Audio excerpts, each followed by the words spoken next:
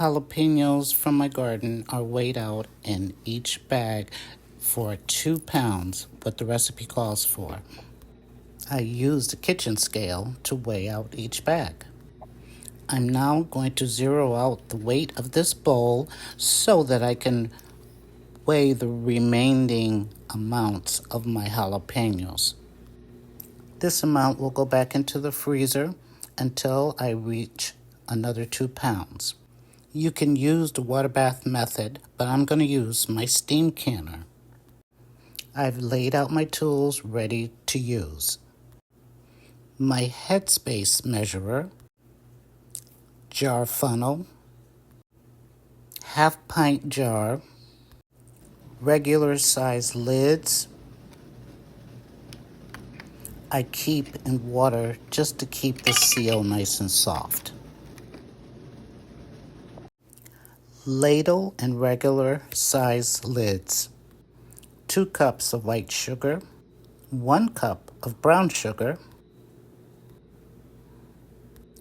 1.5 cup cider vinegar, 5%, 1 teaspoon of garlic powder. I made garlic powder from my own harvest. 1 teaspoon of chili flakes, teaspoon of mustard seeds, 1 teaspoon of turmeric powder, and this is also from my garden, a 1/4 teaspoon of ground ginger, a 1/2 teaspoon of pickling salt. Combining all the ingredients in a pot, I'm stirring slowly on a warm setting until everything starts to bubble. Don't leave the pot, just continue stirring. Next in all the jalapeños, just stir it until everything is coated. Bring the syrup mixture to a boil and then reduce to simmer for about 5 minutes. You have to keep stirring. Working with hot spicy peppers, please wear gloves, don't forget, because you can accidentally rub your eyes, your nose, or your mouth, and that can be uncomfortable. My already clean jars are holding in a pot of hot water. This gives me a sense of semi-sterilization. Use a slotted spoon when you're taking out the jalapeños out of the syrup after they have been cooking for a while. Hey, ready to start jarring it up? I'm measuring my headspace to 1/2 inch. This step measurer starts from 1/4, 1/2, 3/4, and 1 inch. You can see the markings on the measurer. The thing I love most about canning is the step-by-step process. Just follow each instruction to a T. Now ladle the syrup into the jar. Your measure can be used as a debubbler, but I like to use a chopstick. Just keep pressing around and you'll see the little air bubbles come up. You just don't want any added air bubbles to be under pressure under your lids.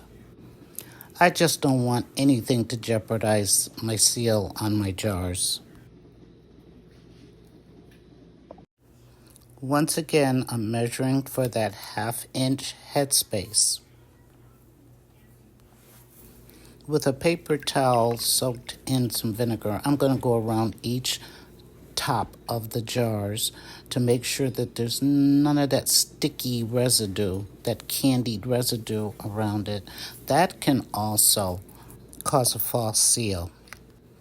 This little canning tool has a magnetic end and it will pick up the tops for you so that you can place it nice and firmly on the jar. When you buy a canning tool kit, you'll get all of these instruments in there. Screw the lid on there fingertip tight. I've had the steam canner for a couple of years. I like it because you don't have to use as much water as you do with a water bath canner.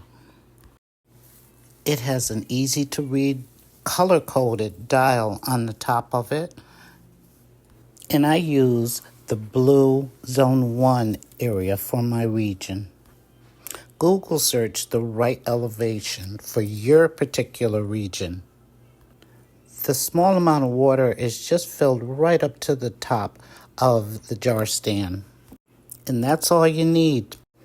On the side has a little vent hole, and I always turn that towards the back. Around each jar, make sure that there's adequate space. Please read all the directions for your canner. For me, once the red needle, hits the dark green area, I then start my timer. I keep my canner on a simmer while I'm placing my jars.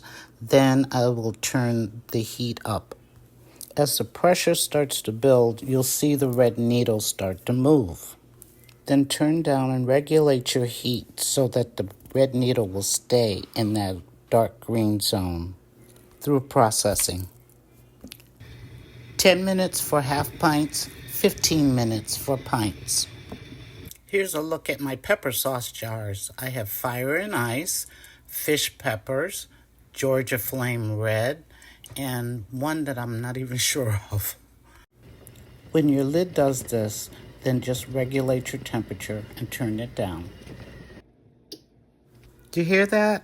I don't know whether you heard it or not, but that lets you know that your lids have sealed.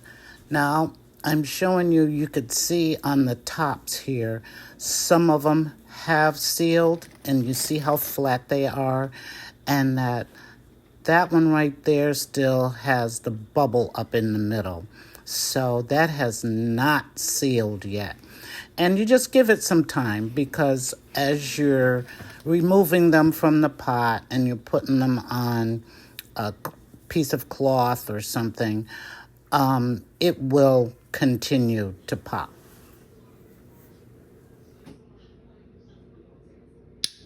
Just like that. I ended up with 23 half pints. This is Yankee Sister Homestead. Thanks for watching.